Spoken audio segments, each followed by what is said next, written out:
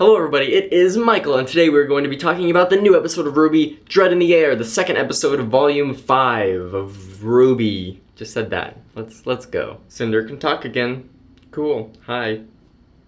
You can talk again. And then like at the very beginning of the episode, they like already had Lionheart like talking to Salem and stuff, and it's like, okay, so that's why they made him like obviously evil in the last episode, because it's like, okay, so now he's kind of like the underdog. They were like, ah, we're choking you, and if you don't listen to us, we are going to kill you because we can do that. And it's like, oh, okay, so that's why now he's like the underdog. Now we're supposed to be rooting for him. It's like right now I kind of don't really have a reason to care for him yet, but maybe it's because it's like they're doing the whole Wizard of Oz thing where it's like Ozpin and then the Cowardly Lion and then Ironwood, the Tin Man, you know. It's like, okay, we're getting the group back together to do something. I don't know what they're gonna do with them, but I feel like that's end game for, not necessarily end game, but the plan as of right now is to get them all together so they can all do something. And then the last guy, the Scarecrow, is probably going to be another professor that we haven't met yet. So why would Arthur's first guess on who cut off Tyrion's stinger be RWBY? Like, wouldn't it be Crow? Wouldn't they? Maybe I missed something. It's like, is it because Tyrion was all like, oh, Crow is poisoned, so he can't do a thing? And they were like, okay, so he was obviously poisoned the whole time and he couldn't have done anything at all.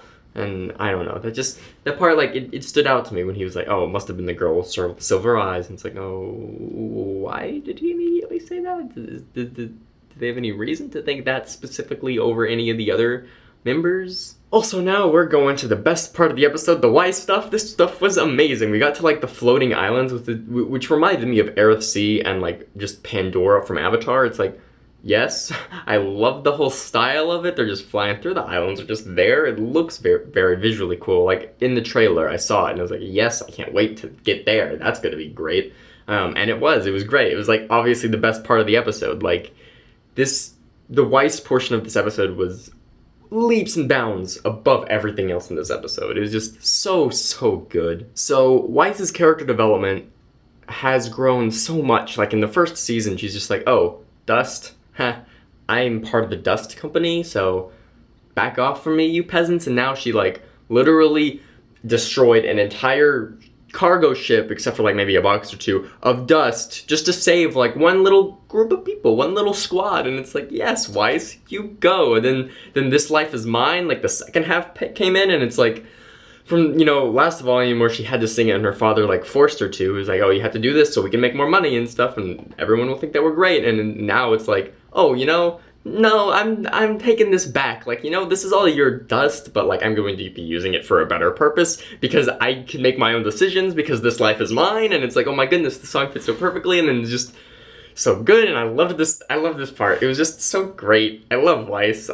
She's so good. And then her creating the night, it's like, she's so talented now. It's like, remember back when like she made a little caterpillar and it was like, yes, look at how far she's come, and now she's created a giant knight that like sliced the thing up in half. It's like, yes, she won. She did it. She's grown. Look at her. She's like, there is so much obvious character development and growth here. It's so great. One thing that I noticed about the episode when she was like, you know, like shooting all the Grimm down, it's like, this looks kind of like a VR type game, you know, like the thing where you're in the giant seat. Maybe not necessarily VR, but you know, 4D where you're in the giant seat and you're moving around. Like it's a thing in like arcades or at movie theaters where it's like there's not a lot of things, but you know, there's the Terminator game that's always there. Like this could be right next to the Terminator game, and like you're just shooting down stuff. And if they can't afford doing a giant arcade-esque machine, like it kind of reminded me of like how Kid Icarus Uprising, the flying segments worked. You know, like it kind of reminded me of that. Little side note, just, it did. I'm sure that game would be fun. So if Rooster Teeth wants to like get on that.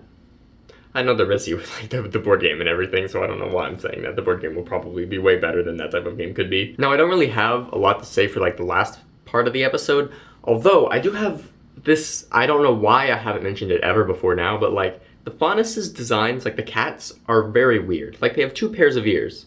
Is that, I don't know why, like it just stood out to me a lot of this episode. It's like, is it like just visual? Is it, I don't know, it just stood out to me. Adam Gilder, good for him, but like at the very end when he was like cleaning off his sword, I feel like that would have been way more impactful if the sword was like, you know, a typical silver, and then you could see like the red on it, and he was like cleaning it off. Is like, I don't know. I just think it being completely red.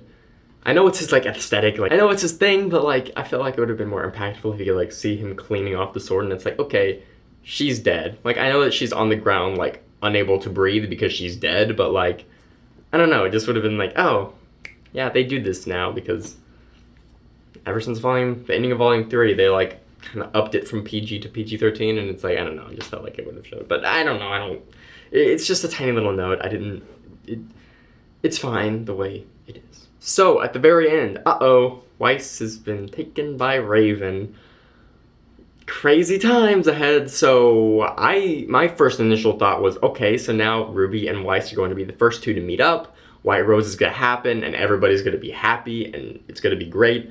But then one of my friends was like, no, obviously Yang is going to meet up with her first because she's on her way to Raven right now. To which I thought from the first episode, I took it as Crow was like, oh no, Lionheart, you're obviously doing a stupid thing. We can take care of ourselves, so we're gonna go right now, and sorry that we're not going to like get your help and everything, and I'm sorry that you don't approve, but this is the best course of action, so see ya. And then, you know, they go off to find Raven. I mean, like, I guess the Yang meeting up with Weiss and Raven first would make sense, but like, I just want it in my heart to be RWBY, because White Rose, I'm sorry, but White Rose is way better than Bumblebee.